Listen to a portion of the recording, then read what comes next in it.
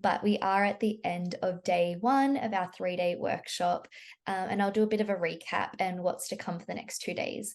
I have popped in the chat the survey link again, just in case you haven't accessed it yet. So good segue into we want to hear from you. As I've mentioned, your feedback is really important to us. If we can't implement it straight away, we backlog everything our users tell us.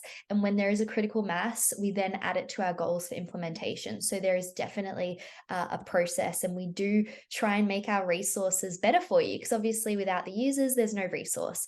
Likewise for the workshop, we try and improve on the workshop every year for all of our attendees. So that's the goal there.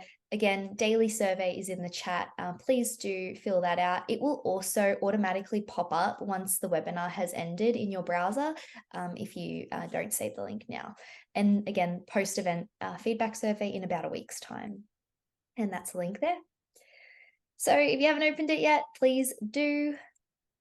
And as a reminder, we've been sharing some updates on Twitter or X using the hashtag IEDB 2023. Thank you for retweeting and sharing. We'd love to see what you learned as well from day 1. So just a quick recap of what you've seen over the last 4 hours. So we started the day and ended the day with Alex. Firstly, he gave us an overview of the database and just the primary features there. Then we heard from Bjorn on the analysis resource overview and what that looked like there. And that includes both our new next generation tools and our existing analysis resource. And you will hear a lot more about that in tomorrow's presentations. Then you heard from Randy and Sydney on how to access the data through query reporting and some key examples there. And after that, Kelly presented the new database feature, the customized data exports, which are live for you to test out now. Okay, and then most recently you heard from Alba on how to use the IEDB in your research there with those wonderful SARS-CoV-2 examples. And then of course, Alex just now on the analysis tools that we have available to us. And that list has grown in the last couple of years with PepX and PepSisco as well. So you may not have heard about them in previous years. So with our 3-day work structure, that is day 1 complete. So day 2, we'll look at, as I mentioned, the next generation tools and the analysis resource in a deep dive. So we'll spend a lot of time on this, which I know is a typically challenging space, but also of high interest and high value as well. So definitely come back for day 2. And also day 3, we've got our specialized topics. You'll hear about the new 3D structural viewers that we have.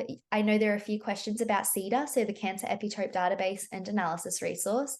You'll hear about that in a lot of detail, as well as a meta-analysis. And then, of course, our colleagues at the Los Alamos National Laboratory about their HIV resources. Okay, let's look at the agenda for day 2. Once again, I'll give a brief overview, and then you'll be hearing from Dr. Jason Greenbaum, our Bioinformatics Core Director, and he'll be introducing front and center the next generation tools, an introduction there. And then he'll take a deep dive into the T-cell class 1 tools for binding, processing, and immunogenicity. After that, you'll hear from Dr. Bjorn Peters once again, and Bjorn will be looking further into the next generation tools, specifically the pipeline feature, which is super exciting and very sought after by our users.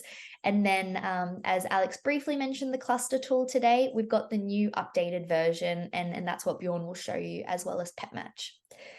After that, Bjorn will take us through the T-cell class 2 tools in our existing analysis resource, binding, processing, and immunogenicity.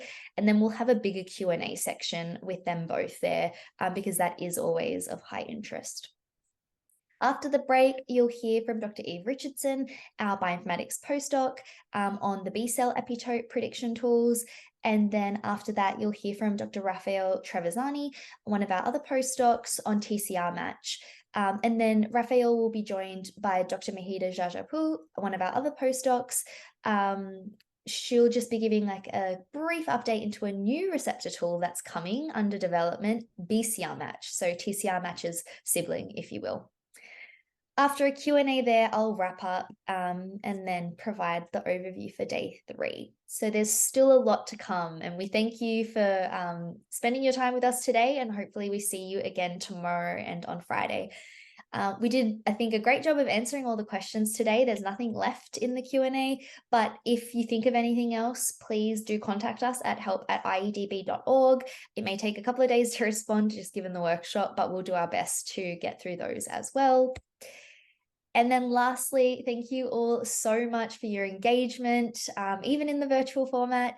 We really appreciate all of your comments in the chat, and also just the kind comments and the questions that you've been asking. You can really tell everyone's super engaged.